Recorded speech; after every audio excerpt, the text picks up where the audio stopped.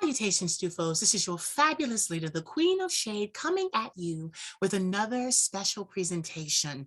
Still moving full speed ahead, having amazing conversations. I call them interviews, but they're not really interviews. We talk, we understand each other, we leave with a different respect and a better respect for each other. And we learn some things about each other. And having said all of that, I have someone that you guys need to meet. You might even know him already if you're on social media. Well, this young man, we have tried to do this interview three times Three before. times. 3 times before, but I am a firm believer that things happen when they are supposed to happen. So when we had to move it around, I wasn't throwing shit, I wasn't breaking shit, I wasn't upset, I didn't give an attitude, because I truly believe that the best content is created when it's supposed to be created. So that's the secret to my success. So having said that, I would like to introduce all of you, ladies and gentlemen. Please give a warm welcome for Mr. Duray Frank. What's up, y'all? Hey, how are you, darling? I'm doing good, and now that I'm talking to you finally. Yeah, I know. They say 3 times is a charm. They said, the first time it was a work situation. Second time somebody had a baby. Yep. I was like, oh my God. But listen, it happened when it was supposed to happen. So let me start off by saying Happy Black History Month. Happy Black History Month. Thank you. Yeah. So being Black and gorgeous and male, how do you plan to celebrate? Um, well, I really don't do too much to celebrate it except for research. I guess research is the best celebration. Knowledge is its power. So I guess just learning about new people that I don't know about would be how I'll celebrate. Right. I agree with that. I usually don't celebrate myself, but this year, because I've got this whole new platform and people are, looking and watching. So what I Hmm. did is on my Facebook, my LinkedIn, my Twitter, I posted a picture of my main African-American influence, which was Josephine Baker, so Oh, yeah. So I saw her when I was 7 years old. I was going over my great uncle's house and we walked into the living room and he was watching the iconic scene where Lynn Whitfield is portraying Josephine Baker, and she's on stage in the blue hourglass dress, and she's no. so charismatic. And I remember that scene, and little did I know that scene would impact my life so much that I too would travel and voyage to France. I too would pick up music. She had a very unique voice. I have a very unique voice. So it's just, that was my homage this Black History Month. Now, there are so many, and I said that in my post. I said, Black stars have impacted so many areas of Mm, humanity: music, yeah, entertainment, medicine, all science, all of these things. And we yes. should never forget our contributions, even when they are not credited to us. Mm, So exactly. that's my spiel about Black History Month. I paid homage to Josephine Baker. So anyway, now we're going to pay homage to you, Mister. I came across your page on Instagram. And the reason I came across your page on Instagram is because I like something about you. You're very provocative. You're very provocative. You know who you are. You know what you have. You know your assets. And you play to your strengths. And I love to see what I do is I love to see a Black man who is capitalizing and able to capitalize off of his own sexiness Mm, instead of being made to be sexy because that is what mainstream entertainment sees us as. Many mm. times we're over sexualized by mainstream media and we don't get a single dime from it. We don't get, Speak. yeah. Yeah, we don't we don't get a check from it. So I love when I'm able to see Black men whom are not afraid to show their sexy side, their provocative side, their sultry side, and they reap the benefit of it, be it followers, be it money, be it whatever it is. Yeah. So I like that. And that's one thing that stood out to me. Plus, you are very kind. We've Oh, had, thank we've you. had, yeah, we've had you're welcome. We've had conversations and you just were so open and so loving and so artistic. Like you're an artist. And I already know this, so I'm just going to tell them you're a Virgo. So you are in the company of the Michael Jacksons, of the not Whitney was a Leo, the Beyoncés. Hey. So if you know anything about Virgos, you guys work hard at what you do, even when it looks like it's whimsical and playful, you still have that mastermind behind what you do. And I love that. So we're gonna start at the beginning, Mr. Duray. Frank, tell us where you are from. Okay, so I'm from dead center of Florida, which is called Sebring, Florida, but Byway, Alabama. So that's where the country slang come in. Ah, okay. So you were born in Florida, Yeah. now you live in Alabama. No, I'm in Tampa, but that's where I'm Okay. from. Yeah, I Okay. live in Tampa. Okay. So, well, all right. So, all right. I used to like Southern men are great men because you guys are very, it's laid back. And I noticed that even in your content, because you are truly a content creator as well. You're always pumping out new content. Always, always, always. And Thank you. Yeah. it's good. It's never like, oh well, this one was good and then this one wasn't. It's Well, who helped me learn how to do that though? I don't know. Who I helped wonder you? who. I really understand. May that person be praised for the rest of your life. Anyway, moving on. But you have great content and you know how to like use your angles and your body and your smile and your voice. And it just comes together. And I'm so thankful that I was able to even be able to polish or offer some words of wisdom as to content creation. But you didn't need much. You had it already. You didn't need Thank you. much. Yeah, you didn't need much. You had it already. So you're down in Tampa.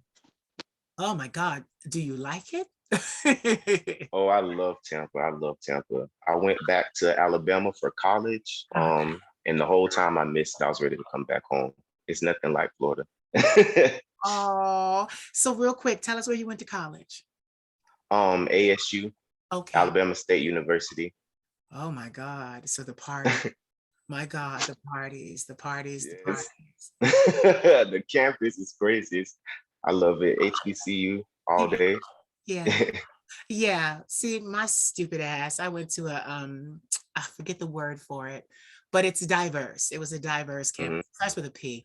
But yeah, it was diverse. And there were blacks there, and they didn't treat me very well.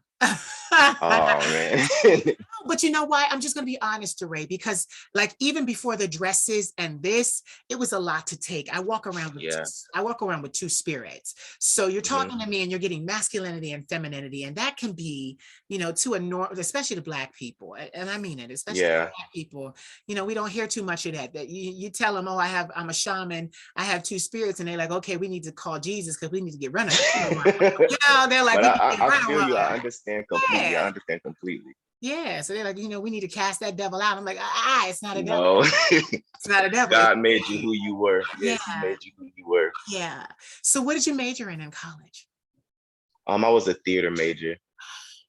You're lying. No, I was a theater major. Yeah, they called me super freshman. I came in, I was the first freshman to just get 3 shows. So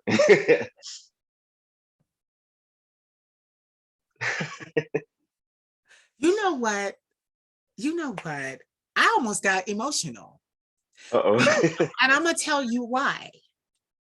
Because you know what I do. I do my work, but then I also believe in supporting and uplifting the Black and Latin man. And I am a firm believer that we need more of you in me in the presence of fashion and even Mhm. in music. You know, we Yeah, dominate, but we tend to dominate, but we don't get the check that goes along with the domination. exactly. You see? So it just moves me so much because the internet is literally how I saved my career. I was getting told no everywhere else, though I had these great talents. They're kicking themselves now. Mhm. But, They see. yeah, they see now, but they didn't see it for me then. So I love that, I'm finding out that you're not just turning on the camera and showing how beautiful you are for no reason. No, this is you're a performer. This is Yeah. you're trained. That Yeah. we cannot let that go. We have to emphasize, no, this man is a trained performer, professional, Yeah. thespian. This man is a thespian. So tell me, you said you got 3 shows back to back as a freshman, super freshman, first Uh-huh. time gig. Yeah. What were they? Okay, so my first show that I got was Antigone. I was the king's assistant, Okay. and I had my tongue cut off, so I had no lines, but I had to use my body and my body language to convey what I had to say. Um, the second one I got the lead. It was the what was that show called? The Blues, something about a suicide note. I don't remember the exact title of the show, but Uh, I was Jake, and I had a friend that committed suicide. And the third show was Black Nativity. I got to be Zacharias. wow. Like, this, okay, I'm not surprised or shocked by much because I'm a shaman and I got all these extra gifts, prophecy and I'm an oracle and and Mhm. there's a lot that I do.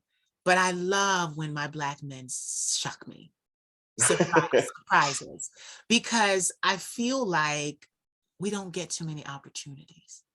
Yeah.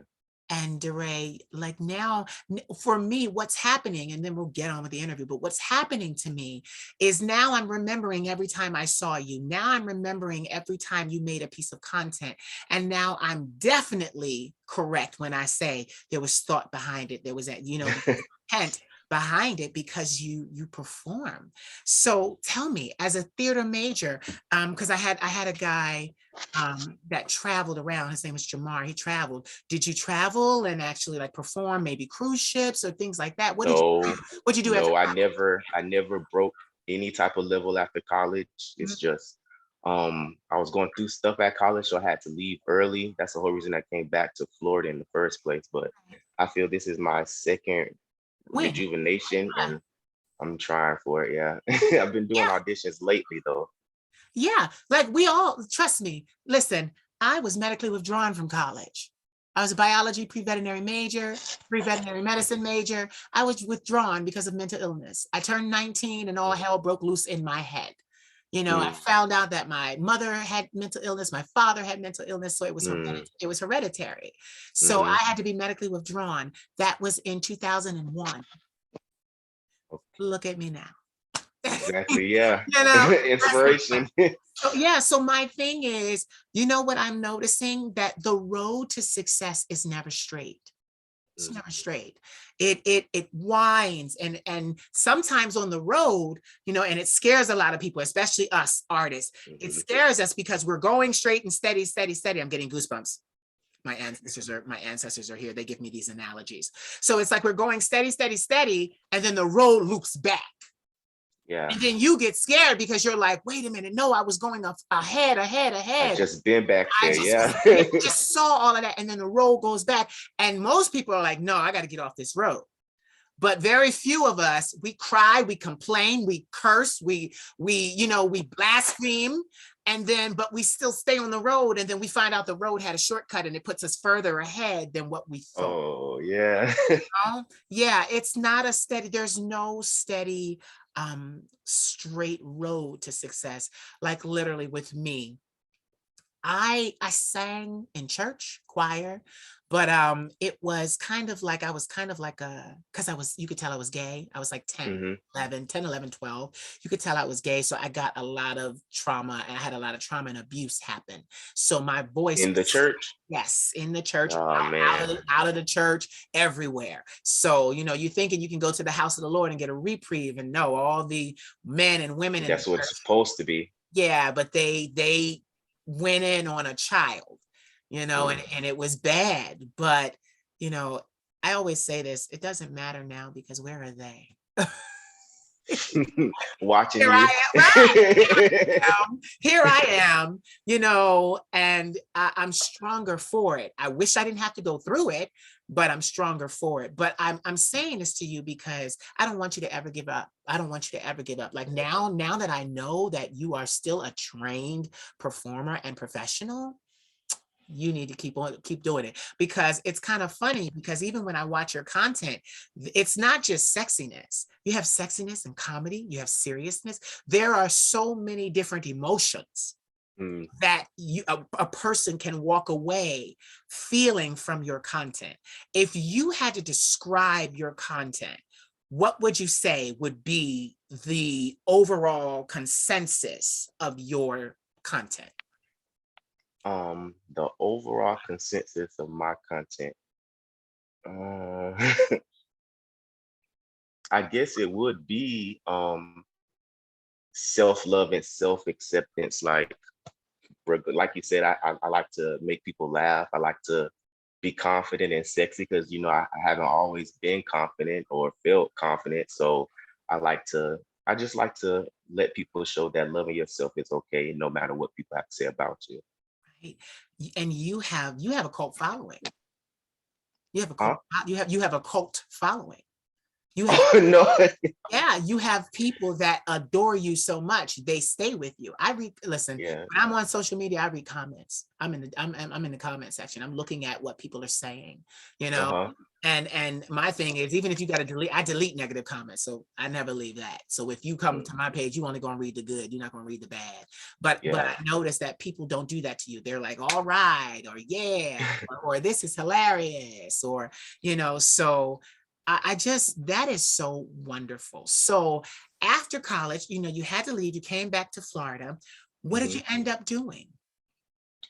Well, I end up just working like a dog, not like a dog, but I was about making sure that even though I wasn't in college, I was going to be okay. So I've worked 3 to 4 jobs at one time, not necessarily saying that I was broke or nothing, but just to keep some type of control of myself. So I just worked. No, I understand that. And it's not about being broke. It's about the fact that I'm looking in your background, and that's your place, and it's quiet.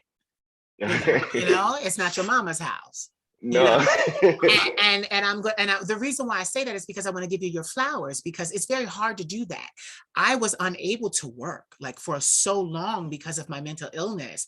I was Mm. unable to work. So I moved in with my grandmother, and she provided me the stability that I needed to be Mhm. who you see today. So that's why Yeah. I'm so vocal, because I commend you, because you're on your own and you're doing it. Thank You you. see, and Thank you. I want, yes, and I want people to understand that. Now, my way wasn't a cakewalk. It was very, very hard, but you are doing it completely on your own. And Yeah. you are making it happen. That's your house, your place, and it's like, I need people to understand that sometimes life happens and we have to be flexible. I had an uncle say this to me, even with my Yeah. situation. We have to go with the curve. I'm moving all kinds of ways in this video today. I'm following you. I'm following you. Hey, it's crazy, but I'm using my hands because I don't know. Spirit has me doing this today. I usually sit and you don't see my hands, but I'm so like I'm so full of emotion about you, because there are some things I'm going to tell you later. But Okay. you know, the thing about it is, my hat is off to someone who works so hard to maintain their quality of life and what they want to do, and have more than enough in case they do want to take an acting class, in case they do want to get on social media and have cute underwear or cute this or cute outfits to wear, like it's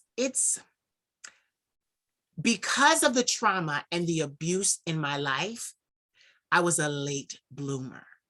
So I'm 39 now. And I've been in entertainment for 20 years, but about 6 years ago, the flower started to open. And now being in the 6th year, the flower is open. It took me so long to bloom. And my therapist and my psychiatrist used to always say, when you have severe traumas, it stunts your growth. See, people are always looking at the physicality of things, but no, mentally, I was not prepared to enter the workforce. I was not prepared. Now, mind you, I did at one point. And get this, I held down jobs where I was manager, assistant manager, operations manager. So I had the ability and the capacity. It's not about the ability. It's not about the ability. Say it. Keep going. It's not about the ability. It's about the willingness. The willingness and where you are.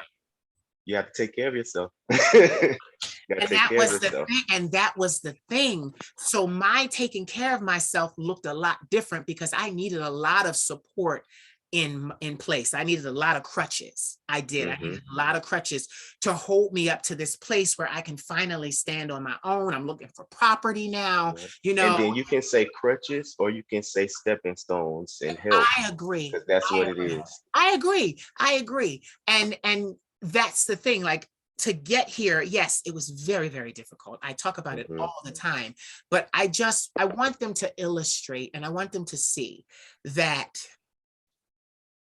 First, let me ask this question, but I'm going to say this, but a man that knows he's a man, regardless of orientation, lifestyle, anything else, regardless of whether he's in a dress and a wig, there are certain things that a man is not going to feel comfortable having someone else do. And one of those things is taking care of him. Like even in therapy, I cried and struggled and was angry for years because I was like, I need the money in my hand. I'm a goddamn man. I got to show this world. I got to show my grandma. I got to show my family that don't like me. I got to show them that I could do this. And my therapist said, show them what? You're already doing it. You're already doing it. You're doing it. And you know, I was so blinded by black and white thinking that I couldn't see that the world was gray. And all that has happened is where my grandmother was so the driving force of taking care of me. Now I'm able to do more things for her. Exactly. And what's so crazy is my psychiatrist said it because I was like, I'm going to move out. My psychiatrist said, you might not want to do that. And I said, why? She said, because you still need, even with as powerful as you are, you still need someone there who you can trust. Someone who knows what you deal with so they can catch you if you slip. And I was like, okay.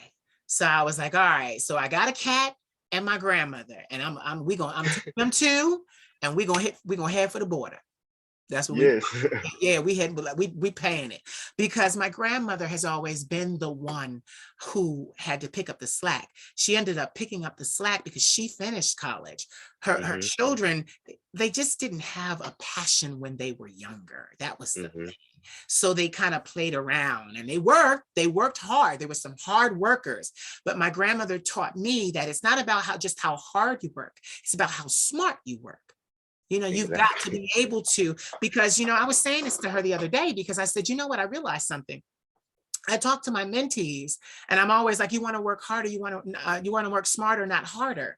And I say to my young men, because I have mentees that are athletes and dancers and musicians and, you know, things like that. And I always say to them, I'm like, listen, you want to get to a point where if something happens to your body, if you fail, you know, in your body, if your body has some kind of, you know, bout with any kind of disease or disorder, you want to make sure that you still have income coming in. And then I realized something. I was telling them that I own a lot of intellectual property, but my body is still the pivotal force in me being able to work. If I can't sing, If I can't travel and speak, if I can't travel and perform and do these things or go to fashion week or this, that, and the other, if my body gives out, I'm in the same place they are. Yeah.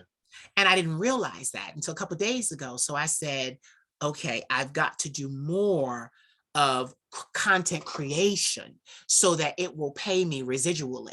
I've got to do more of that. So that's why it's this push. I've been doing this new platform for YouTube. I'm trying to get my certification with YouTube, and because I deleted my other channel that I was a brand partner with them. And I wanted to start With your music, YouTube is still up. Well, get this, that's a new YouTube. Okay. That's a new YouTube. What happened was I started a new YouTube, and then through my distributor, I have it became my artist channel as well. So it's not just my interview channel, it's my artist channel as well. So I can play my music on my channel. I can drop videos on my channel. It's the official channel of the Queen of Shade, even for her artistry. So what they did was, where you could go on YouTube and listen to the music, now it is linked to this channel. So now you scroll down and you see the interviews, you see the 60-second videos. I got to add more because I only have 6 up there right now. I've been so busy with these. But then I have at the bottom, it shows you all the music. It's all in one place. And that's working smarter. Yeah. Harder. So I'm in the process of getting my channel URL, and I'm going to get my URL because if anybody even had the Queen of Shade, I could make a claim and they would have to give it up because it's my trademark. They can't use it. It's my brand. See, and that was because that's you. That's you. I did that, but see, I did a lot of things behind the scenes, Duray. I did a lot of things behind the scenes that helped me get here. So when I was complaining and crying about, oh, I'm in the same boat as they are, technically, I'm not. Yeah, you're not. But I still look at it as though I have to show up to physically to do what I do. But all of my, I want to say since Paris, so since 2005, 2006, I knew that I would work on the internet. I knew that I would create spaces like this and be able to be safe, because that's what I needed for me, be safe, and pull other people into my safe space so that we could chat and not be interrupted, not be hated upon, make the content and then show it and be like, aha, bitches, we did it already. So y'all can say whatever y'all want. But y'all really can't say whatever you're going to say because I'm in them comment sections deleting and blocking. So yeah, so that's the spiel. So I just wanted to, I did it the long way, but I just want to give you your flowers because I understand that taking care of oneself is not easy. And you're a Virgo, so you like nice things. You do. You like nice things, So if you like nice things and you don't have someone to run to, you got to get them yourself. So with that, you're a thespian. You said you've been going on auditions. Have you ever thought about moving to Atlanta or traveling to Atlanta to do, acting, or even going to New York or even Cali? Like I'm not trying to uproot you because that's the thing. No, you're not. No, but I have been thinking about Atlanta for a minute. I just would, I don't know, you know how I am. You always telling me I have to be more daring and stuff. So I just would have to just do it. But I've started sending in auditions to Atlanta, but I will be down to travel. I don't know about moving up there yet, though. Yeah. And wait a minute. You said someone told you that you needed to be more daring. Who told you that? That was you. I'm like, my goodness. So I'm responsible for the daring display. Hey, well, we love it. We love it. All of us, everybody that watches you loves it. But yes, I was going to say, yeah, I don't see, even in this, I don't see a move to Atlanta. I see travel. I see travel. Yeah. I also see travel to New York, and I see that after some time, there will be travel to LA. But like definitely start with Atlanta, because I feel that first of all, that's the Black Mecca. So many production companies are there. I interviewed Alex Jonte. He's an award-winning producer, actor, writer, and he does so many different series and movies and things like that. So I'll have to just make an introduction. You Oh, know, definitely, yeah. yeah. That's the thing that people don't understand. You know, you do all the hard work and then you build a network of people. Networking. So that, yeah, so that in case I'm sitting here with a thespian and I'm like, we're talking about Atlanta, I'm like, oh, I got somebody you could, yeah. So, Definitely, yeah. so trust me, don't play with me. I'll do it right now. Um, so while I'm doing this, tell us, are you an only child? No, I'm actually the oldest of nine. Really? 9? Yeah. Oh my God. Are your parents together? No, they're divorced. Mm. Two are from my mom, and everybody else from my dad. Well, yeah, men tend to not know how to just, they don't know how to pull out. I Yeah, don't think he tried, probably. right? You know, like it's like, listen, pull out. Pull out. Like, I know you're glad you have your siblings, but still, Yeah. you know, this pull out. Pull out. We need to practice that. Well, straight people do. Yeah. Do you have siblings? I am the oldest of 4. Of Yes, four, I have, okay. yes. Everyone, okay, so I'm 39, my sister is 37, my brother's 35, and then I have a sister that just turned 34. Yeah. Oh, okay. So y'all close. That's good. No, we're not. I just have to be honest. No, we're not. Yeah. Um, growing up in the same house, there was a lot of abuse. It was a lot of religious abuse. We kind of Oh, went our separate ways. We tried to, in a ship that was sinking, we had to kind of like save ourselves. So, I you know, get you. yeah, if the ship is sinking, you can't carry someone Every else. man for Yeah, himself. Yeah. yeah, it was, and I'm sad to say that, but that's exactly how it got. It was Hmm. every man for himself. So there was no provision, there was no this. You know, my grandmother was, you know, up there, but she was providing for so many generations that it wasn't the right time to get some Yeah. kind of financial endowment. And then it was all of us. And then, you know, then young people, they tend to, I wasn't this way, Duray. Like, because we did get to grow up in the suburbs, but even that was hard. I slept on the floor in the living room from 7th grade to 12th grade, in a 2-bedroom apartment and filled with 8 people. So it just was really, it was a lot. And then there was religion, and then there was, you know, discipline and strictness, and it just was a lot. It was, honestly, it was a recipe for disaster. Yeah. It was. And then factor in each and every one of my siblings, starting with me, has mental illness of some form. So yeah, it was dysfunction at its finest. It was poverty at its finest. It was sad. It was sad. It really was, when I think about how I grew up.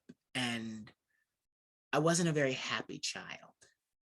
And the thing was, I tried to put on a happy face, you know, but what disturbed me and bothered me so much that I couldn't perform. And I mean, in school, and I would manage to get good grades every now and then. My grades weren't too bad, but they weren't as great as they could have been. I got into 4 colleges with my grades, because at my school, it was college prep. So you could take Hmm. the courses you wanted to take. They didn't throw a bunch of courses at us and say, you got to take this, you got to take this, you got to take this. We got to structure the courses that we wanted to take. So with that leeway, I took the courses I liked, such as like criminology, sociology, psychology. I took those, biology. I took those kind of courses, and I stayed away from math. I stayed away from math. Like, I did after algebra 1 and algebra 2, I was like, bitch, I'm done. Trigonometry, I left trigonometry on the table. I left calculus on the table. Like I was like, no. Pre-calc, I left that all on the table. But You today, just counting money now. yeah, but I was getting ready to say today, I love numbers and I love them because I look at budgets all day. So I'm like, okay, I got to spend for this. I got to spend for that. I got to subcontract this labor out, need a cameraman, needed this, needed that. So I'm able to take a look at that. And even that is fairly new to me because a lot of this I did myself, because I didn't have a budget to work with. Now, thank God it's successful, but I didn't have that. So I had to wear many hats. And the crazy thing is my grandmother laughs at me now because now I'm in a position where I can start to hire assistants of this and that, and I don't want to. Because you're used to it. For so long. For so long. Like, it was so funny because somebody said to me the other day when I was booking them for their interview, they're like, oh, you don't have an assistant? I'm like, no, you're talking to me. I'm booking the schedule. Like, I got the schedule right here. I'm booking it. I'm gonna send you the Zoom information to your email. What's your email? And they're looking at me like, wow. But my grandmother said this. A lot of artists, performers, they don't know how to do that because that's not the side of the business that they're into. They're into get on stage, leave their heart and soul on the stage and walk off and let the handlers clean up. No. I'm the one where I'm sweeping the stage before we start. And they come over looking at me like, bitch, you got to get hair and makeup and costume because you start in an hour. And I'm like, I'm still sweeping and get it. I don't drop my broom. I'm still sweeping the stage. And I'm like, listen, I've been doing this so long, I can do my makeup in 25 minutes. So yeah, I'm gonna just like really, that's me. I can do my makeup. Trained yourself. Yeah, you got it. Yes, I have trained myself. So with that, you are looking at Atlanta, you're still doing auditions, you're getting back out there, and I'm so glad. Tell us what, even with your content, like what kind of roles are you interested in? Because a lot of people watch these. I want them to know, like, okay, this is the type of work I want to do. So they'll be able to say, okay, well, he wants to do this, and then something can happen. Yeah. Well, I am interested in some gay roles, mainstream gay roles, because I would like us to portray ourselves, because a lot of times they have straight people playing gay roles. So I feel that that's a good outlet for me. I'm into comedy, obviously. Yes. I think that would be one of my favorite parts to play. Yes. What's so funny? I never ask, but I always get the guests to say it themselves. And I don't even try. Like, you're like, gay. Yes, I'm gay. So now the elephant was in the room. Everybody's asking. I know everybody's like, okay, yes, Duray is my husband. We have 3 children. You cannot have him. So, now the elephant's okay. So now cat's out of the bag. But no, but you're absolutely right. One of my favorite movies of last year was Moonlight. I kept watching Moonlight over and over, but it was because it was my life. It was a lot of Black people's lives. It was triggering. So I had to leave it alone for a while. But I like how they did it, but they did not, there was one kiss and, things like that, but it was what I'm alluding to is. It was a surface. Yes. And the actors don't really get too involved in the kisses because they have to act after the movie is over. They're thinking about, so they're thinking about, okay, I gotta be typecasting. Yes, see, because you're a thespian. So and I see a lot of that in Hollywood. They portray the role, but they don't portray the role and give it to us. Yes. Because they don't want that to be their only role that they ever have, first of all, more roles. They're like, no, I want to be a serious actor. And it's kind of a trend for serious actors to play gay. I mean, I think of Will Smith in 6 Degrees of Separation, one of my favorite movies from him, and it's just to portray that. But, even with him doing it at the time that he did it, he was way more he really gave it to us. That's one Yeah. straight guy, because he is straight. That's one straight heterosexual man that I actually, when I watched it as a young kid, knowing that I was gay, but not really into my own skin yet. I didn't come into my own skin until my late 20s, but I still lived and snuck around and did all that stuff. But it was like, okay, sneak around right now, repent on your knees at 6 o'clock. Like, Lord, Uh-huh. I'm sorry for sucking that dick, it wasn't like this is who I am. And then it actually happened for me in Paris. God, the divine actually said to me, you're gay, right? And I had the nerve to cry. I had the nerve. I'm running around only, what was it? It was BGC and Adam for Adam. I'm doing all of that. And I had the nerve to freaking flip out in Paris in a park because the divine told me, you're gay, right? And I said, I know, and started screaming and crying, looking at me like, is she okay? She okay? Acceptance. And then I'm like, what am I going to do? And he said, we'll deal with it. And I've never had a conversation with the divine since. That was 2005. Never had him talk about anything about gay. It was like, you're gay, that's it. Congratulations. I freed you. So it was so funny because I didn't out myself. The divine outed me. God outed me.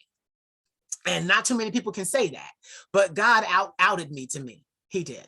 And then after that, I just started to live in my truth. I just started to live in my truth, no matter what happened. And I come from a family, but I always say this, my uncles and aunts on my mother's side are all gay and lesbian, but they're devout Christians, born again, denying their flesh. I can't do all that. I've been celibate for 10 years, almost 10 years now. It'd be 10 in August, but I did it to focus on this. I wanted to create powerful, impactful content that you could watch over and over and over again and get something new from it. Feel my energy, feel the energy of both of us here together. So, okay. And I'm sure you help a lot of people evolve themselves as well. You know what it is? Because honestly, self-actualization is at the forefront of everything I do. Self-actualization, being myself as I actually am. That's what it is. Most people think, oh, is he transgender? No, I'm not transgender. I'm a trans illusionist. And that's the thing, I've always dressed like this. I said, for Black History, I spoke of Josephine Baker. At that time, I was wearing dresses. At that time, I said something about connection, but let's see, connection's unstable, but let's see what's going on here. But at that time, I was already cross-dressing. I was a child. I was already in my mother's clothes. I was already watching my grandmother apply her makeup. My mother apply. And how old? I was like maybe 7 or 8. Yeah. Oh. But get this, I wasn't stupid. I knew I needed to hide it. Before you see still. Self-preservation. I needed to hide it, and I knew I needed to hide it. They didn't know. That's crazy that when you're little, certain things that you aren't supposed to do. Yeah. No, like, and it's also something that it's funny that even at that age, you're not supposed to do it, but you do it because you want to do it. Yeah, because it's you. You find a way to do it. That's why I don't listen to anybody tell me, Queen, I can't do this. I don't want to hear that, because anything you want to do, you will find a way to do.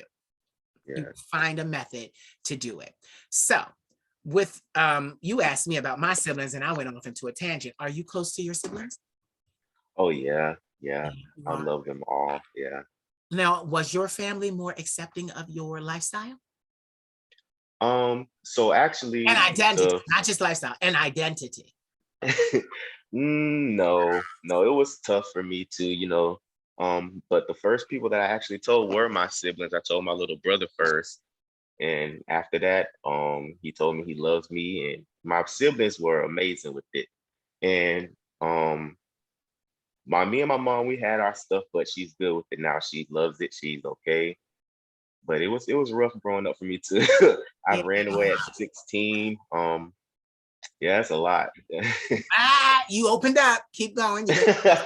Why'd you run away at 16? Now I gotta know.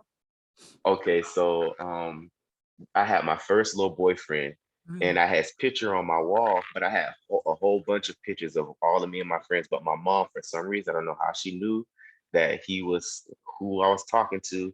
And she told me I had to take his picture down and blah, blah, blah. And I told her I wasn't going to. And at the time, my dad in Alabama was paying for my phone bill, and she knew that I was talking to him on the phone.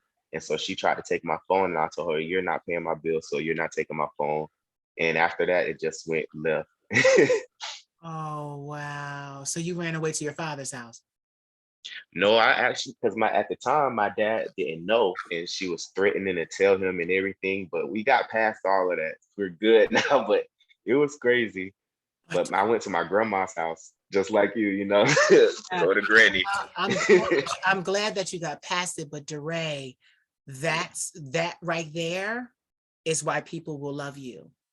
Yeah, Because the point is, you know, they see you and I on social media and they think, oh, they're past it. They never dealt with this. They never dealt with mm, that. And by you opening up just a little bit that you just did, you will help someone.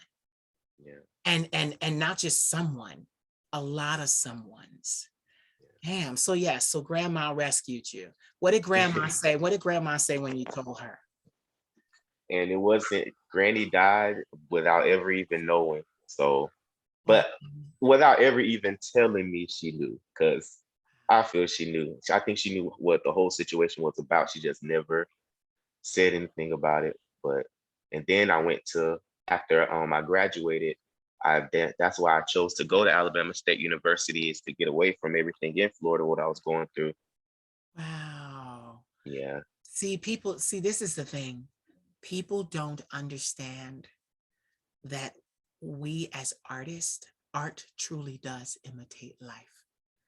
We are selling our pain, our misfortune, our tragedy. You know, they see us like now. You're sitting here triumphant. I'm sitting here triumphant. But you know what the sad thing is? This ain't gonna sell. Them hearing about your pain, your devastation, because that's what the world can relate to. They can't relate to, oh, he's just a happy boy all the time. Like, and Mm. it's sad because even for us, our culture is not like that. Happiness, I don't feel that the black community even knows what happy truly is. I don't. Just what they've been shown what it's supposed to be. Yeah. I think now, honestly, I think they think it's Pharrell's song, Happy. Like, yeah, I think that's what it is. I think when they think happy, cause I'm happy, like that's it. Yeah. Not that it is a feeling of joy, overwhelming Hmm. content, Yeah. self-worth, self-love, power, and respect. Like they don't Yeah. understand that, being in control of your destiny, being like they don't understand that true happiness is a lot of things. Because for us, being who we are in this country, it hasn't been a happy experience. And what is so difficult about it is that you and I are already going to face opposition from the outside world, but to have to face it from the people that we love the most, Hmm. there is no retreat, there is no safe place, there is no secret place where you can go and rejuvenate and lick your wounds, Yeah. from dealing with people calling us faggots and this and that, all that. But Hmm. I find that, like I'm watching you and here, the secret place is somewhere we have to create for ourselves. Exactly. I'm so glad that you got through that. I'm so glad that you found the courage. How did you find the courage to get through that? Where did that come from to say, I know who I am. I'm going to be me. I don't care if she hates me. I'm going to be me. Where did that come from? Well, oddly, the courage really did come from, like, her showing me the stuff that she's been through, and staying persistent, and being who she was. So I just could not let no one control me. I Right. couldn't let anyone control me. And if I had to be homeless, then that's what I was going to do. Ooh. You had strength. You had strength. You got a strength that I didn't even have because they put me out. They put me out at 19 and I wasn't ready. Man. I wasn't ready. I had a job, but I wasn't ready. Like I wasn't ready for them streets. I was like I said, being in religion, my growth was already stunted. So though I was 19, I was probably 15 inside. And you were in New York? Philadelphia. Yeah, Philadelphia, yeah. So Philadelphia. that's way different as well. Yeah, yeah. So the thing is very conservative here. And I couldn't understand. We lived in the suburbs, but we would drive 45 minutes one way, 45 minutes the other way to a church in the middle of the ghetto. And I just like, and that was the thing. Like, here you are, you want me to have an education that still carries me to this day, being Hmm. affluent, a high school education, college education, you know, and yet and still we're driving down here to this church, and you know they're abusing us. And we can't go to the church across the street from where we live in the suburbs with the rabbits running around in the yard. Like, I'm like I just, and you know what it is? I used to be so upset about their mistakes until I realized that they'll never make those mistakes with my life ever again. Hmm. That's what I had to come to grips with. They'll never make those mistakes with me. Like, now that I am in control of my own self, it's not even about being in control of the world or my career or anything. Exactly. I control me. It's the only thing I can control. So as long as I can control me, nobody's going to control me. Nobody. I don't, if it even looks, and I have people like that I've had to let go of.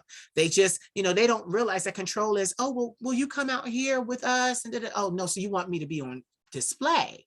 You know, you want me Mm. to, yeah, I'm like, no, no, no, no, no.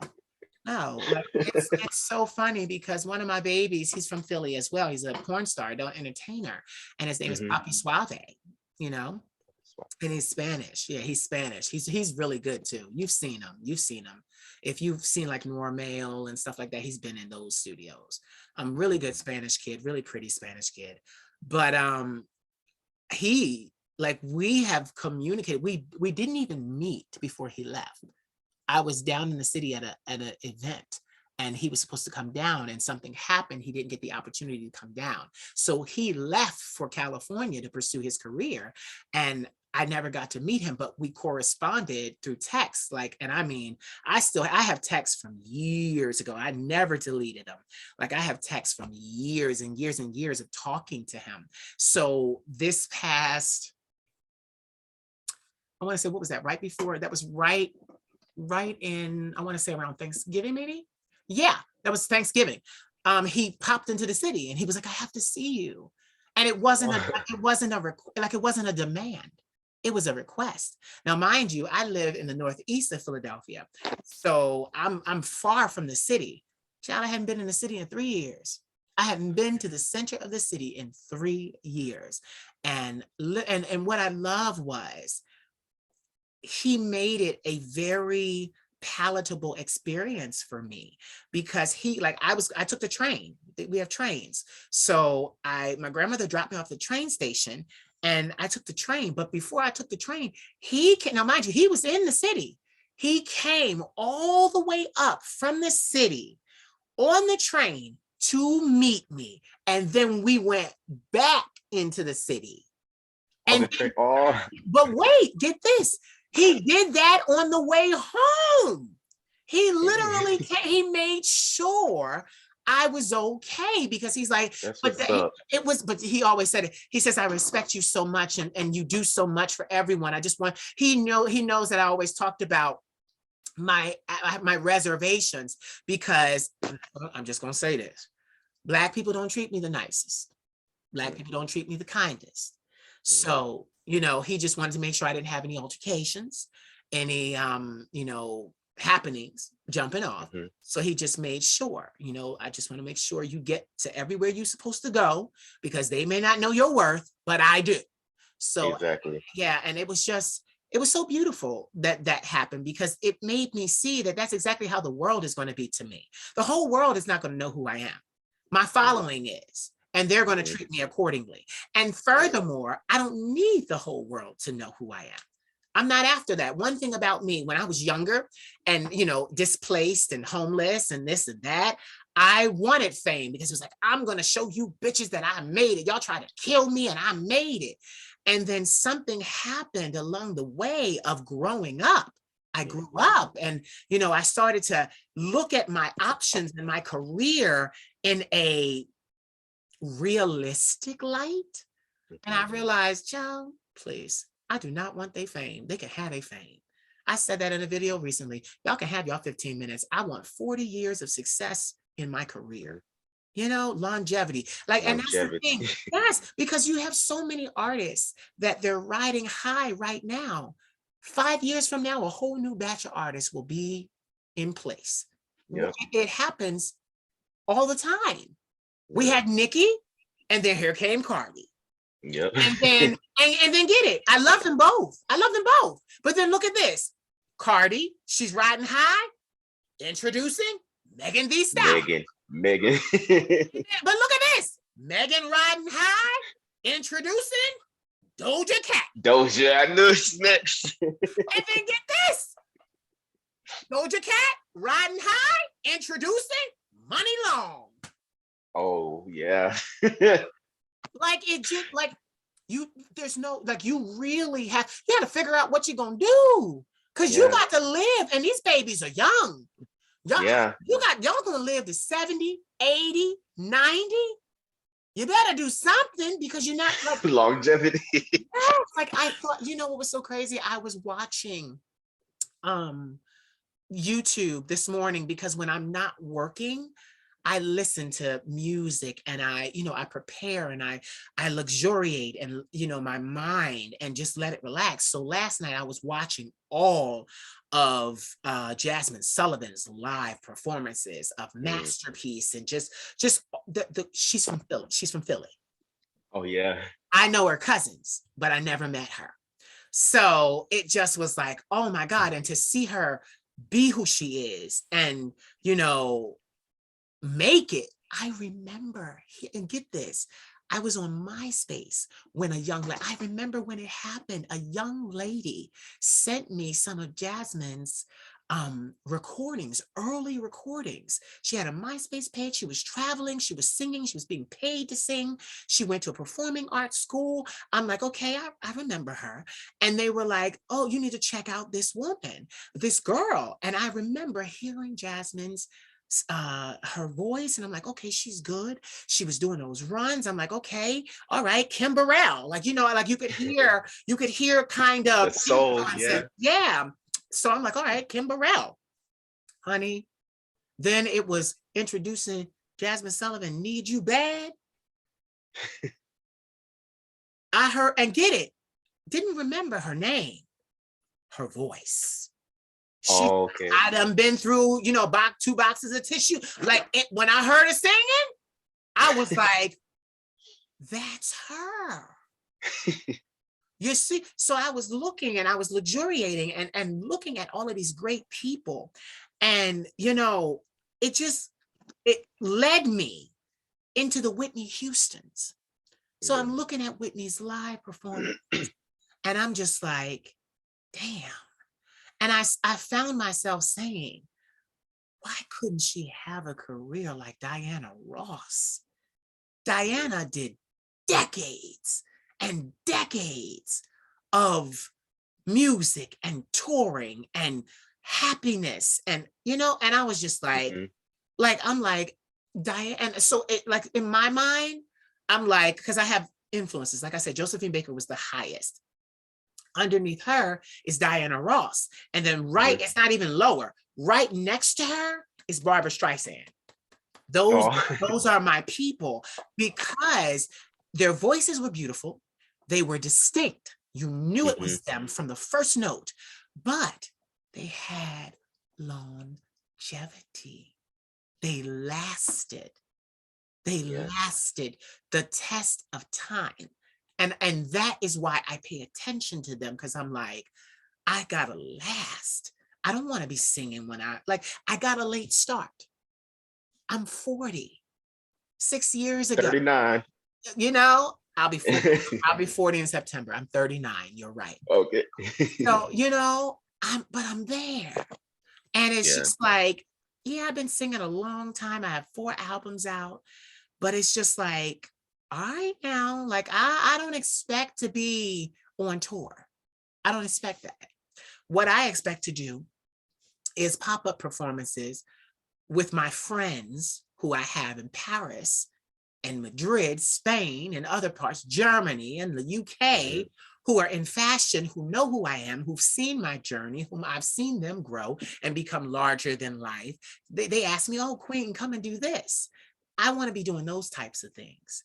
But get this, I plan to still release music. I've got my next album. My next album was written. I released my debut album in 2018.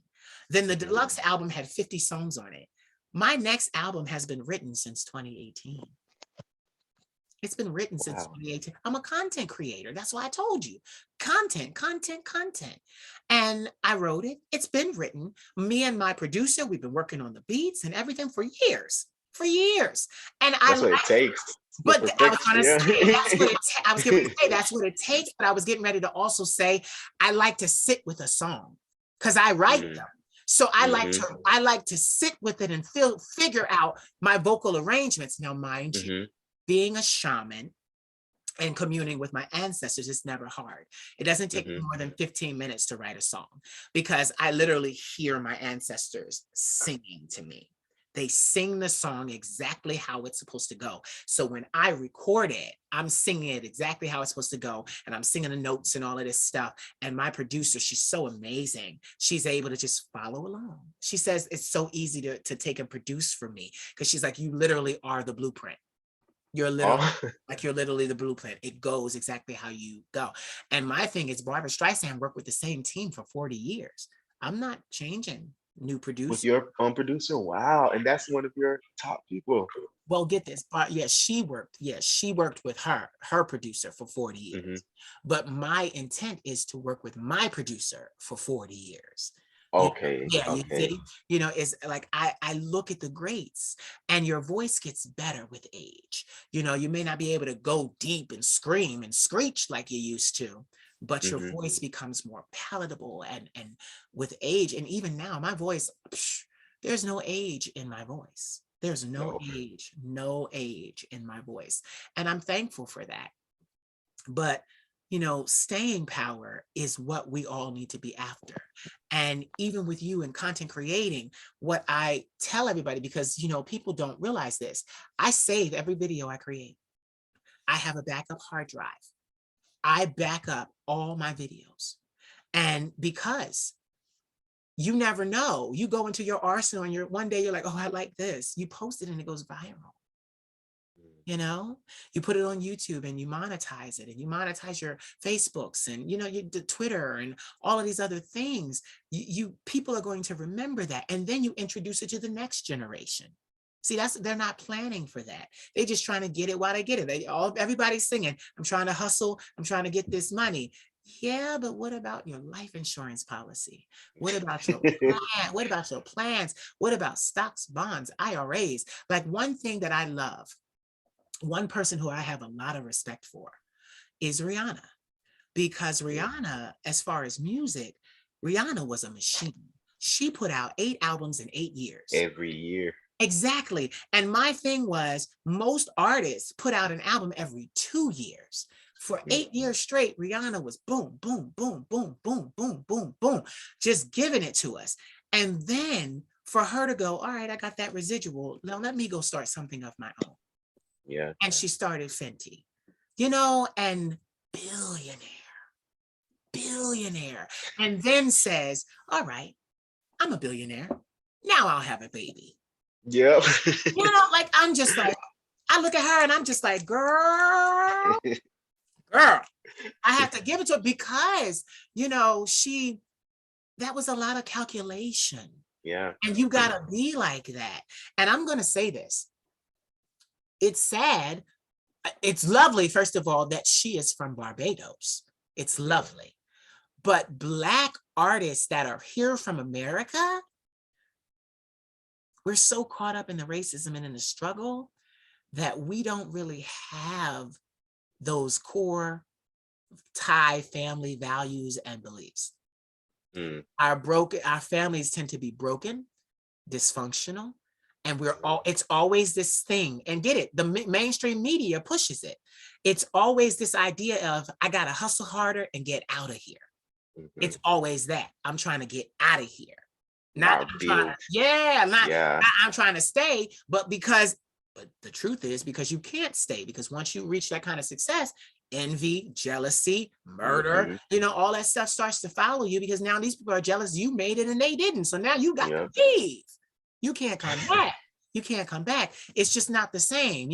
For a lovely girl, I'm not really, I don't really follow her story as to how she grew up, but I'm sure she had her own struggles. But Hmm. I also see that she has a lot of core values and beliefs. Yeah. you know it's more than a typical American singer. And to be honest, they love to promote Blacks that come from other places. If you notice, Naomi Campbell, biggest supermodel in the world, very successful here in New York, British. Yeah. Okay. Nicki Minaj, very successful, and we have to say it, did things for rap that no one ever did before her, crossed it over to pop, Trinidadian. Yep. Trini. Rihanna singing, got a beautiful voice, Shut Up and Drive, Disturbia, all of that stuff, California King, Bad, and all of this stuff. Barbados. Barbados. Billionaire. Yep. Barbados. So, and we don't stop and go, what's wrong with the American Black? Hmm. But it's the Or I would also say, like, you were speaking about Jasmine Sullivan. If yeah, Jasmine Sullivan, if Jasmine Sullivan released half of the stuff Adele released, it would not be taken the same way just because she's a Black woman, and right. vice versa. If Adele releases some of the stuff Jasmine Sullivan released, it'll be on these pop charts and all of that. But it's not fair. And you want to know something too? Look at Jasmine Sullivan's first release. They gave her a Jamaican feel, Hmm. not American. Yeah, So you're right. they painted her there, foreign Black. It's like Mhm. foreign Black is good. Mhm. American Black, they look at us and it's like, no, no, no, I no. know y'all. Y'all feel entitled. Y'all Mm. want this. I had a conversation with my grandmother today because we were buying makeup, because I wear makeup every day that I come to this camera, and makeup is very expensive, especially because I'm wearing HD foundation, because I'm Mhm. under a lot of lights. I don't want to damage my skin. Shout out to my friend Ryan Butler, because Ryan was the one that told me about this makeup. But I wear it, but I'm using it so often that I have to buy it in troughs. And my grandmother, she usually will help pitch in with that financial responsibility. And I said to her today, I actually knelt and I said to her and just looked up at her, because I do that sometimes with my grandmother. I just like to, look and the bask in her knowledge and her ambiance of what she knows and who she is, because she's done so much for me in my life. She's always been there. But I said to her, I said, listen, I don't want you to ever think that I feel entitled, like you have to do this for me. I don't Mm. want you to ever feel like I expect you to do this. I want you to know that I value you and I value that you're helping me, but I don't ever want it to get misconstrued that I think, oh, well, you just have to do this for me, because a lot of Blacks walk around with a false sense of entitlement. Mm. You can't get them to even listen. You can't get them to, because it's, oh, the whole world owes me, oh, Mhm. because of what happened and my life was hard. Mhm. Baby, everybody's life was hard. Exactly. Everybody. And get it, I'm not negating hardship, because I had my fair share. I had to go to therapy for it. I've been in therapy for 15 years and I'm not done yet. Mhm. It's a lot of shit that happened. But at the same time, I feel that if we understood gratitude more and just really showing people that we are thankful for the opportunities that they provide for us, we get Mhm. further. We get further. People Definitely. still look at me like I'm crazy, Duray, because even as the queen of shade, I don't expect people to just talk to me.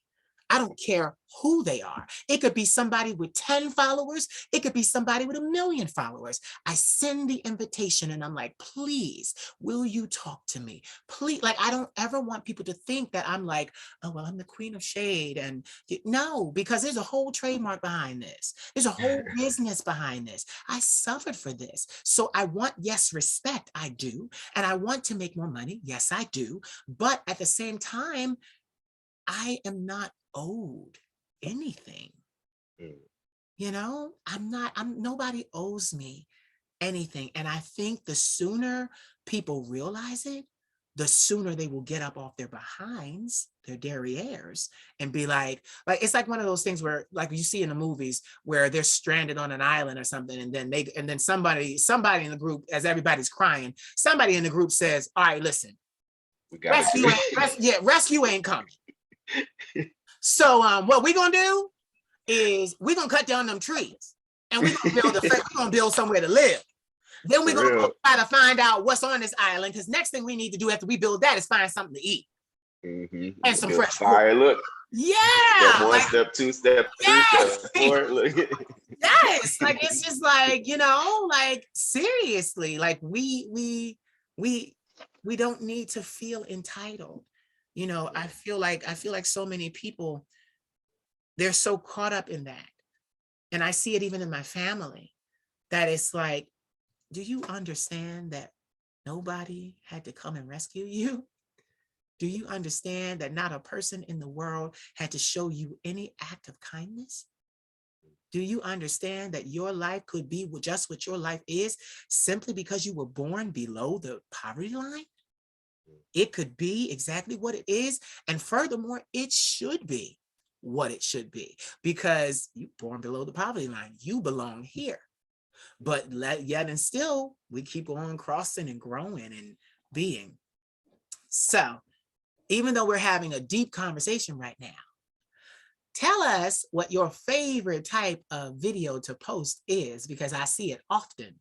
You have a fan club and they love a particular asset on your body.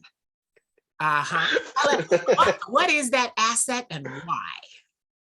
Oh, I guess that asset would be my ass.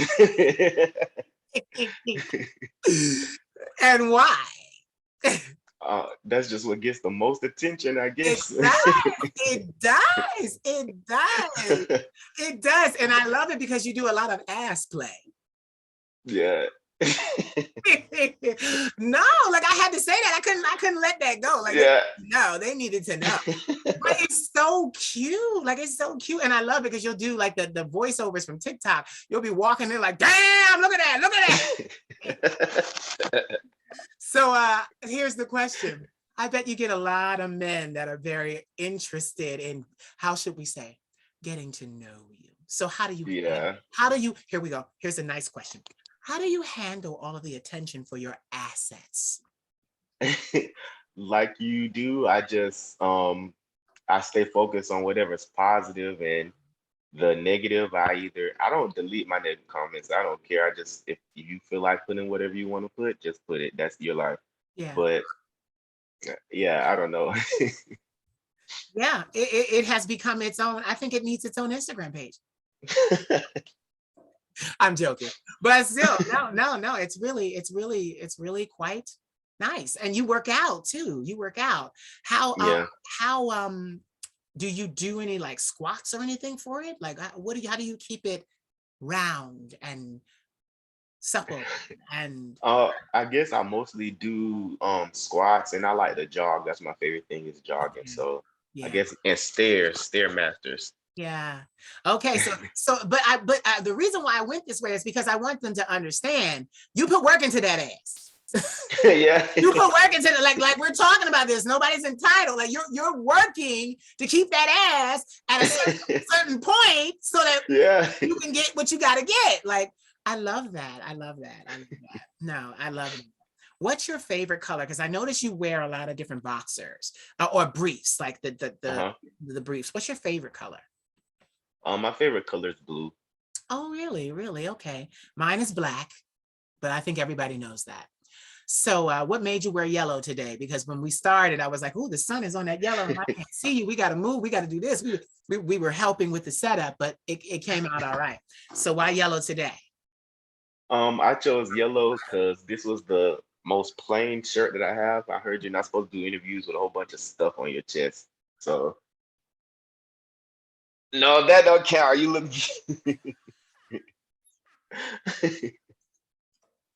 no, you're the host, so Yes, I missed that memo. look. I'm like, I got feathers. No, you look Well, listen, if you wanted to be loud with different colors, you could have been loud with different colors. Like, no, but it came out good. So tell me, do people really dig the braids and the beard? Oh yeah. I remember giving you pointers on that. That was the thing I was like, do not touch. Yeah. Braid hair. Because I also wanted to cut my hair. Yes, you wanted to cut Yeah. your hair. And I was like, no, no, no, no, no, no, no, Yeah. no, no, no, no, no, no. Like what you're gonna do is you're gonna get that hair braided and you're gonna keep that beard. And has it paid off for you? Because I told you that maybe 2 years ago. Yeah, it has. Yeah. It has. You saw I got the they have me promoting the Beard God beard now oils. Yeah. Yeah. Congratulations. Thank you. Yeah, you are. How's that going? Do you like that? You like doing it, being a spokesmodel? Yeah, it's cool. I like it. Yeah, yeah, it's good. Free stuff too. I was getting ready to say free stuff. Then you move up the ladder and yes. Yeah. So what do you do besides use the beard god oil? How do you keep your beard so full? Because some people, I could never grow a full beard. It just won't let me. It would be spotty. I guess mine's is just genetics because I used to hate it. I used to try to keep it all off, but I've been having hair on my face since middle school. Yeah. Lord. Yeah, I hated it. I used to hate it. And I know everybody's like, you a grown man. You shouldn't even be in this school. You shouldn't even be in class. I can hear all the taunts. You a grown man. You never finished high school. Now you in here trying to repeat. And all the older girls used to think I was older than what I was and try to talk to me. Oh my God. Oh my God. That is so crazy. So as far as content goes, are we going to see, because it's 2022. What are we going to see from you as far as content? As far as content, I really do want to mix it up and try not to just do so many provocative videos. I want to keep it, but I don't know, I just want to switch it up and try to do more dancing or incorporate other people into skits, stuff like that. Get this. You answered it, but I wanted to see, it was a trick question. Because what I was looking for was, it's 2022, and what you're gonna see is more of me being my motherfucking self with my motherfucking ass and my motherfucking house. That too. Motherfucking beard and my motherfucking braids. Like, yeah, because that's what I realized. I realized in my evolution, there were things that did not need to change.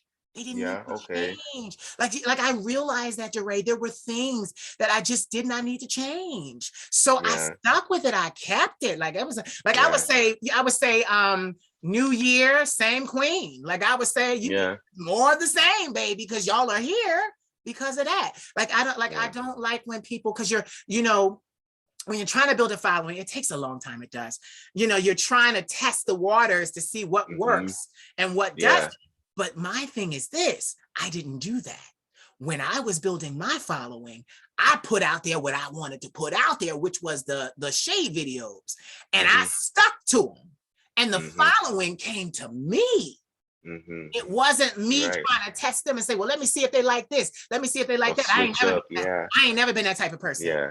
My attitude is I'm the creator. So whatever I create and put out there is what you're getting. That's literally my attitude, what you're getting.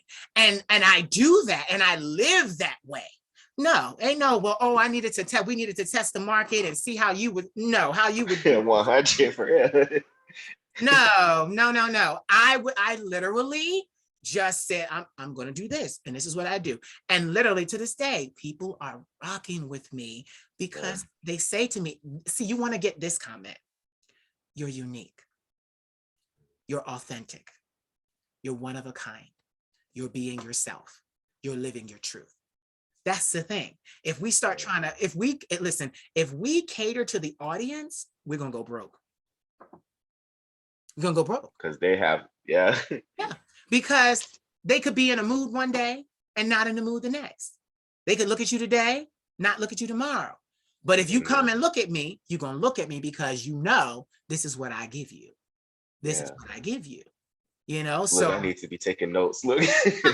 listen, Duray, after the playback, you can watch it back. That's why I'm doing it. Yeah, right.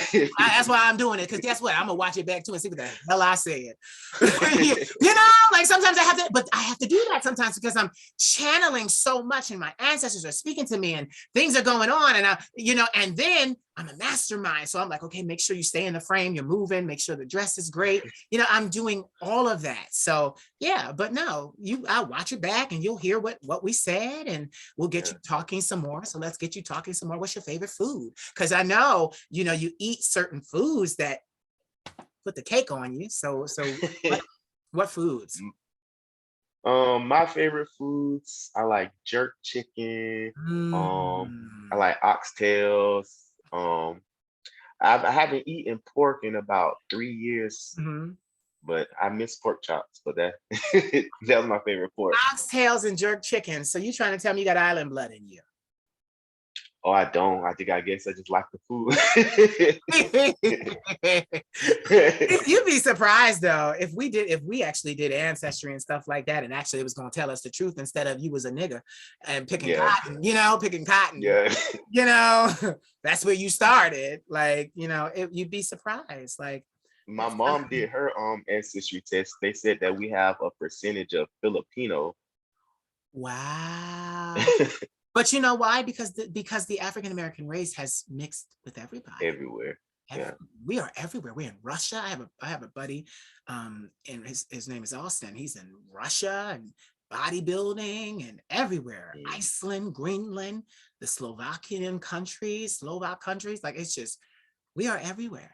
And Yeah. I love to say this and I hate to say this because I don't want people to think this way, but I'm like, Black people are pigeons. We travel everywhere. Like pigeons are very good traveling birds, very strong, very sturdy, very survive. They survive. So, Adaptable. Yeah. yeah, adaptable. I remember in Paris, I go and I'm like, oh wow, they have pigeons here. But them pigeons was built different. When I tell you them pigeons were built different, they were the size of hens. Like they were the size, Damn. yes, they were the size of hens and roosters. And they were much meatier because the French would feed them. They didn't have to Mhm. go getting trash and nothing like that. The French would literally buy baguettes at the bakery, the long bread rolls, baguettes, And just and give it to break them. it Yeah. up. And yeah, they would eat. And I'm just like when I said to myself, even when I went there, I said, I came all the way from America to see a pigeon. Yeah. And I realized, okay. So even when I came back, it has taken me 17 years to build this empire. Mm. I've been in the business for 20, excuse me, but it took me 17 years to build this. And I own everything. And the reason why I own everything is so I could pick it up and do this and do whatever I want with it. I don't want anybody trying to own my copyrights or anything. Mhm. And I want to be able to work in whatever country I go to. And that's the Mhm. thing. If you sign all these contracts and stuff like that, you're signing away your ability to make your own brand. You are now a part Mm. and an affiliate of another person's brand, of a bigger company's brand. Walked away from my record deal that way. They said, you're crazy. You're crazy. You'll never sell. But I hadn't made a single song yet. Mhm. I hadn't made a song yet. So they're telling me before I even started, you're crazy. You're not going to sell. You needed to sign. And I said, no, I'll try it. I'm defiant by nature anyway. Then I started writing and I actually sent my music to my A&R, my old A&R. And he was like, you ain't telling me nothing I ain't know. I knew you could sing like this. Congratulations. And he's like, congratulations. Like, It's like, yeah, yeah. But my thing is what we do, and I want to give you this, like, I want to give you this knowledge. What we do as far as content creation takes a lot of work to create and to be on it every single day. But what I want you to know is, as long as you continue to do it, it will grow and it will pay you. Money may not show up front because it didn't for me. But what happens is it's like a grassroots thing. Somebody tells somebody, that somebody tells three somebodies. Those three somebodies tell five somebodies. Those five somebodies tell 20 somebodies. That's the grassroots movement. That's how I got here. Word of mouth, literally. And I used to be so scared of it because I'm like, it's Black people in there, they don't like me. Honey, they did support me. Because get it, they, even if they didn't give me a dime, they talked about me. Yeah. And in talking about me, the people that they went and talked to about me came and looked for themselves and realized, oh shit, this person's dope. So, Yeah. you know, so now nowadays, I get a lot of Black people that don't like me. They don't talk about me. They don't say nothing. They don't tell nobody. That's the only way, because now they know if I tell them about this person, they're gonna come over here and see how dope this person is, and that this person outworks me and all of my family for the next 50 years. Got content out the ass. So yeah, so my thing is, I just want to encourage you, because I know some days we as content creators, we don't feel like content creating, but do it, Duray. You have a beautiful face, you have a beautiful body, you have a beautiful spirit. And social media, see, this is the thing. Social media is not leverage. And that's where people get it wrong. It's not leverage to get the career that you always had. Social media is the career. And that's where my people slip. It is the career. You can literally make a lot of money, build a lot of fame and a lot of fortune right here on this internet. What they don't understand is this is another form of having a career in entertainment. There's different types. Like, you know, like even with musicians, they'll say, this musician is good for television because of her lyrics. Then they'll say this person is good for radio. You know, you have a lot of radio hits where we can play it in the middle of the day and it ain't too gross or too raunchy, saucy or raunchy. You know, you can literally, same thing with modeling. There's high fashion modeling, then there's fit modeling, you know, where you're standing there. Then there's catalog modeling. There are different facets to entertainment where you can make a lot of money. And this one, the internet, is the newest one. It's the newest one. People are larger than life now. And what you do is, but you just got to stick with it. You got to stick with it. And don't be afraid to ask people to support you, to share you. You got, like, I feel like people, for me, I shot myself in the foot, and I'm gonna tell you why I can do this, because it's in hindsight and I'm correcting it. You know, one thing about the Queen of Shade is she's very classy. So when you see someone classy like that, or like this, you think, oh, that bitch has everything she needs. But the flip side of that is, I still need your monetary support so I can continue to be this classy, so I can continue to buy these dresses, so I can continue to support and buy these big ass lights and mirrors and like, you know, and what I did was, during the whole time, I didn't show them that or tell them that. So now I just created my commercial, and it's a commercial for the internet. And it's not even, and that's what I love. It's not a commercial like television. It's just me talking to the camera, looking beautiful. But I'm like, listen, this hair costs money.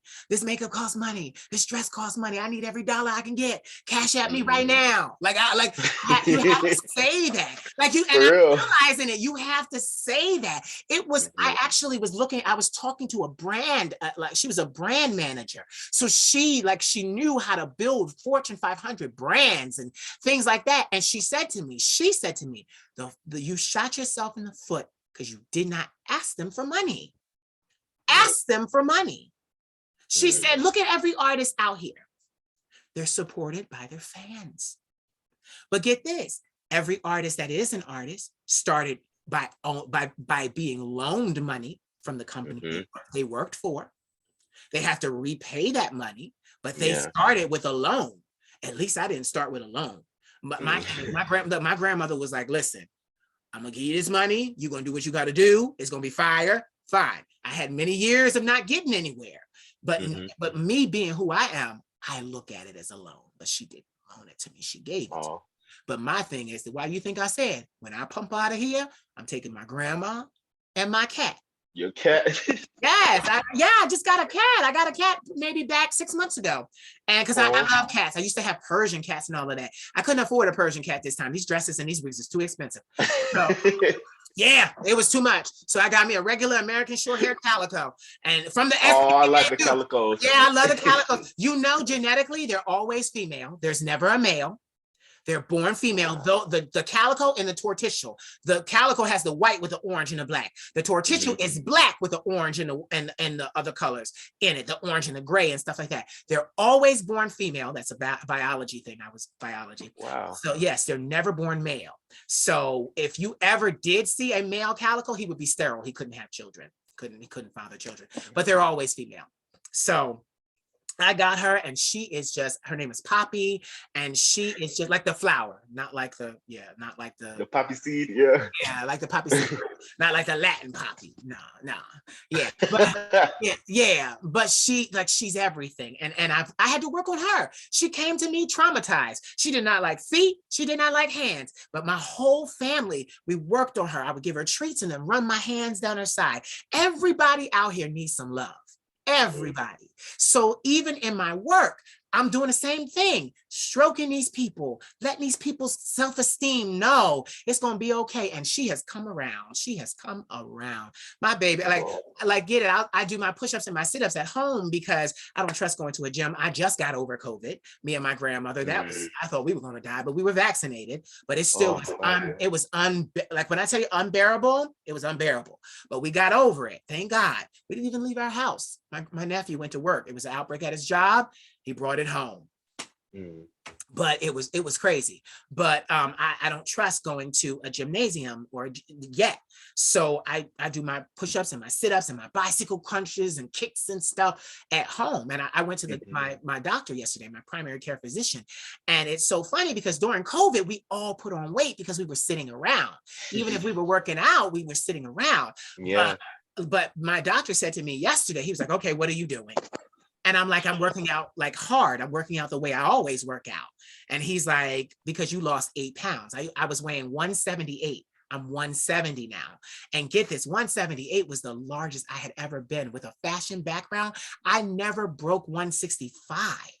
So to be 178, I was depressed, but I was like, oh my God. But you know what I did? Instead of beating myself up, I just sat with it. I'm like, all right, well, I know what to do, because I always worked out. So I'm like, listen, I just got to go harder. And that's what I did. I started going harder and I dropped it. And that's how I got this dress on, because a lot of the dresses I couldn't fit because I had gained 8 pounds. Now these dresses is on and they're not too tight. They're not too tight. And he was like, what are you doing? You losing weight again. You need a little meat on your bones. Well, his nurse said that to me. And I was like, I'm looking at her like, honey, you don't understand. I'm taking all this meat off these bones. I got to yeah, but get it. I love what I've done because the clothing will not be off the rack. Like it will be designed for me. So even like, because I plan to get back on my whey protein. I plan to bulk up. I plan to look the way I looked before. And they just gonna have to design these dresses to fit me instead of the other way around. I'm not starving myself to get a no dress at almost 40 years old. I'm not doing it. I'm not doing it. Nope. I'm going to be me. And me likes muscle. That's why I love these men. That's why I love all of y'all. I like muscle. So listen, you catch more flies with muscle than you do with skinniness. But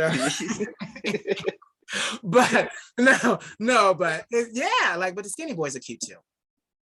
But anyway, we like muscle over here. But tell me, so, because you work a lot. That's why we couldn't get this together. So tell me, how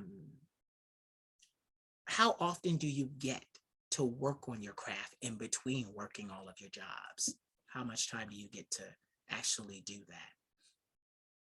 I would try to record like probably 2 or 3 days out of the week. That's all I try to do. So Yeah. whatever days I get off, or if I don't go in until late, I'll try to get up and do it while the sun's out. Yeah. See, that's a good, see, like, and I have so much respect for you because you like, listen, I know content creation is so hard, Duray. It's Mhm. so hard. It is. It's so hard. And you know what's so funny? I'm getting older. Like I'm getting older. And I know I'm still young, but they don't understand that my 40 is actually 50, 50, 50, 60, somewhere in there because of all the trauma. So Mhm. it ages you. So my thing is, I'm creating content and this is on my terms. Like I do this when I want to. I schedule everybody when I want to. So I have date like tomorrow I have off, Sunday I have off, so I'm not slaving like I was with the. Yeah, killing yourself. Yeah, Yeah. I don't have to do that anymore. And I was scared at first that I if I let go of that kind of mentality, I would lose my edge. Not true. So, I'm doing it at my pace, but child, I am not, like I said, I'm not trying to be on nobody's tour. I'm trying to be like, no, the Queen of Shades. So you got to pay for the billing, top billing, the brand. You got to pay for the brand. That's $25,000 for her to come there and go home, meet my grandmother in the Caribbean. Like, hey, say, did you pay me some? You save me some freaking fish? Like, damn it! Like, virgin strawberry daiquiris. Like, no, like For real. yes, because I've been working so long. You That's why. deserve it. Yeah, and you know what's so funny? It has taken me up until this year, and this year is fairly new, to realize that I deserve it. That I've been working because people tend to judge your merit and your worth based on whether or not you were in mainstream. They don't look at you or me and say, and you saying, I've been working for 20 years. And they're like, well, I never knew you. I never saw you. Just because you never saw me doesn't mean I didn't do the same bid that everybody else did. Like, Yeah. and work, and most of the time worked harder, More. worked harder, worked longer, like they don't get that. They don't get that. But 20 years and I'm tired. And my thing is, I will still work because my thing is, I enjoy what I do. And I enjoy this. I enjoy this a lot because I get to talk and we have conversations. And Yeah. like, this is better for me. And I wouldn't do this at first because I was in this attitude of, I don't do interviews. I get interviewed. I ain't gonna lie. I was there. I have so much to say. Then I was like, all right, bitch. You done made 22,000 videos. You done said Whoa. everything that needs to be said. You better pull them videos out the vault and use them over and over. And that's when I stopped with the shade videos. I was like, that's it. Now I'm translating and tabulating the shade videos because they're under my copyright and my trademark brand. What I'm doing now is I'm tabulating them and translating them into books. So what I'm going to do is, Oh wow, that's gonna be good. yes, I have two books right now that are ready to be published. They're fully copyrighted and everything. And look at this, 22,000, right? I said 22,000, fully scripted by me. Each book only has 150 sayings in it. So I'm gonna be putting out books until the day I die. Literally, y'all Because gonna. you have a lot. Yes, because I have so many. Literally, on the day that I die as an old man, literally, they're gonna leave my casket open because they're gonna be doing my eulogy. I'm gonna hand a book out. I'm gonna hand out. I'm gonna put my arm up in the air, and the last book gonna come out because I have so. But what I have is a good problem to have, Duray. I Exactly. got so much content like that because my friend Calvin Coates, he had a record label for a long time in California with him and his buddies, and they were Black, and they moved to Atlanta. And I listened to his story. I interviewed him, but I remember him from YouTube years ago. He told me the story. He said to me that they made a mistake in their record label, and the label had to fold because they pay the artist up front. You're supposed to get a residual. You're not supposed to, unless you got it like that. But then they got a big distribution deal contract with BMG. By the time BMG bought up all the music that they had from the artists immediately for distribution. But what happened was when it came time to make more music, all of the artists were getting out of their contracts and going to other labels. So they literally had no more content. to sell BMG. They lost their contract with BMG, and they also lost all their artists and had to close the doors of their record label. Yeah. I talked to some people and they have given me some knowledge along the way. And he said to me, Queen, always have more. Always. Always have more. So that is my motto. That's why I work the way that I work. In two months, I started this the end of November, going into December, January. So almost 3 months. Even with the interviews, I have 120 of them. Wow, already. And they're all up to be watched. And they're all 40, 50, or 60 minutes. Wow. Yes, it's for us. This is how we get paid. May not get paid today, but honey, own it and hold on to it. It'll pay you. It'll pay you. You know, like that's what people don't understand. And you go like, even with these young people going to these record labels and stuff, I learned very early, they told me, no, don't go to these record labels because honey, they're going to own all your masters. And people, oh, you're crazy. You need mainstream, this is that and the other. Well, what I did was I decided to do the grassroots way, create all the music, own it, and then create the Queen of Shade. The Queen of Shade is my advertisement. She got so big. So now it's like, oh, by the way, I sing. And they're like, oh, okay. They don't think nothing of it. Honey, they go to click that link and they like, what? What? The hell? Like, what? Like I have people that write me, Duray, and they're like, what don't you do? Yeah. And I'm like, hate on other people for their success. That's what I don't do. I congratulate everyone, because when my time comes to be in the spotlight, I don't want a bitch trying to rush me. I don't want to. When all that starts raking in and I'm pulling in the gravy trains, I'm gonna be like, bitch, because I'm gonna say that, bitch. I congratulated you. I stood with you. I was your cheerleader. I egged you on. So you stay over there and be a good girl. It's my shit now. It's my shit. I mean that shit. So anyway, I mean that shit. So I just want to give you some encouragement as a content creator to a content creator. You make great content. I love it. I watch it. I laugh. I smile. I think it's sexy. It's alluring. You're owning your own body. You're owning your own sexiness. You're owning your own, blackness. Keep doing it and don't give up. Don't give up. Thank you. Now, absolutely. Now, give me 3 words that inspire you, empower you. 3 words. Persistence, understanding, and joy. Yeah. Persistence, understanding, and joy. Yeah, those are good words. Good words. Tell everybody where they can find you on social media. You can find me on Instagram at Ethereal Being. My TikTok is Onzell, Onzell. The O is a 0. Okay. I'm gonna put it. Just do me a favor. Actually, I think I can find you. I think I got all your links, child, because I've been watching you. Yeah, and my OnlyFans, onlyfans.com/Onzell. Listen, we talked about it. I didn't know if you was ready. I forgot about it. Like, honestly, we talked about it privately. So I didn't know if you was ready, because honey, I forgot about it. No, because let me tell you, they ain't ready. Hold on. I haven't seen it, honey. They ain't ready. I was like, look at here. So yes, OnlyFans as well. So do me a favor, text me in the DMs. Do you have I gave you my number. Either text or DM me all the links so I can just make sure that I put them under this video. Okay.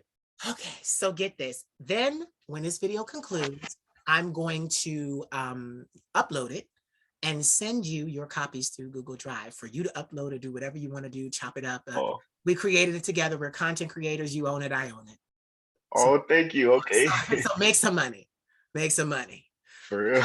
Yes. All right. Ladies and gentlemen, you have heard the vocal stylings of Mr. Duray Frank. And I'm just going to add a personal note. You need to go over to that OnlyFans. That's all I'm going to say. Say bye, but don't go nowhere. Thank y'all. All right, bye, y'all.